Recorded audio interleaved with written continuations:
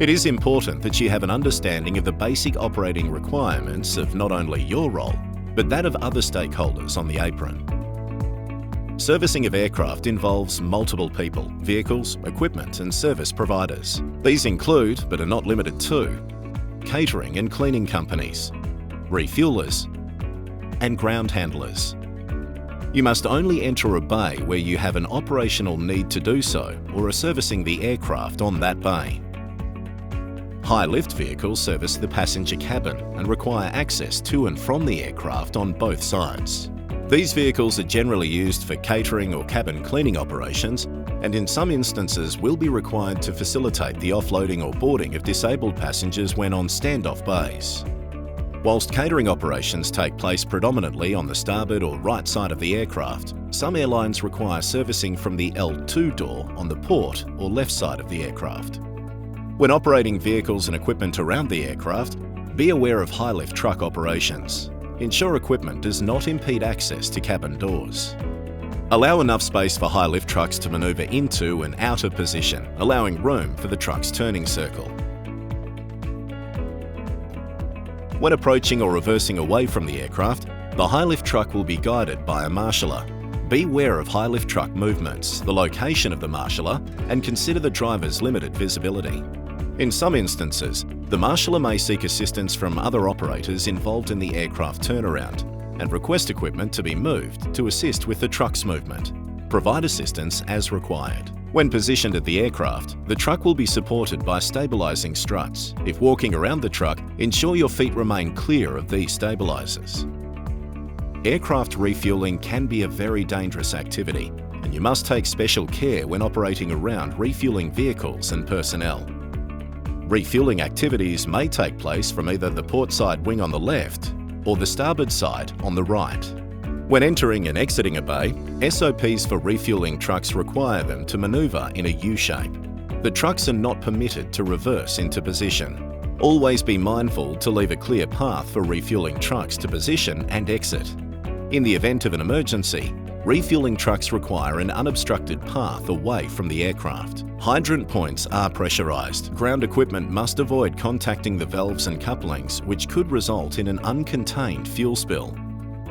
Whilst the fuel product used has a relatively high flash or ignition point, potential remains for fuel vapours to be ignited by sparks or hot vehicle exhaust. Hence, vehicles should not be driven through the refuelling hazard zone. Personal electronic devices or PEDs and other electronic devices may also cause sparks. It is important that any electronic devices used within the refuelling hazard zone are intrinsically safe.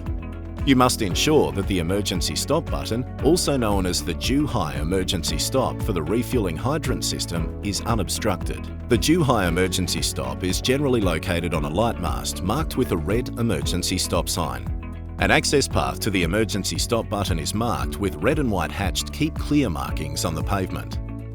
Aircraft system malfunctions or refuelling procedural failures can sometimes result in uncontrolled fuel release from the aircraft wing vents.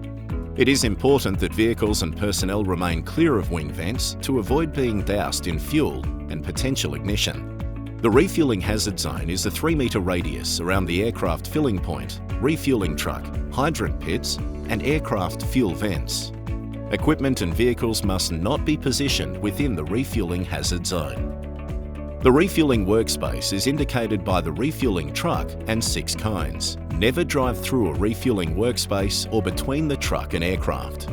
A bonding cable is connected from a refuelling tanker or truck to the aircraft during fueling operations to prevent the buildup of static electricity.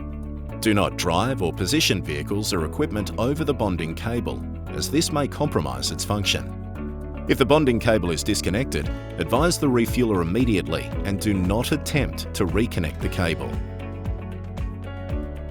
When staging for an aircraft's arrival, ground handlers and airline ramp staff should be mindful in how they position equipment in equipment storage and clearance areas, so as to maximise the available space to allow other operators involved in the turnaround to access these spaces also.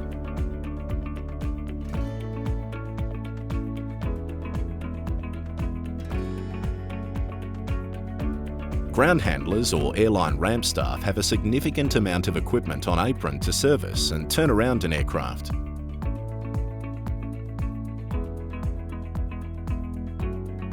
This equipment includes pallet loaders, belt loaders, baggage tugs and rolling stock, as well as pushback tugs, toilet and water trucks.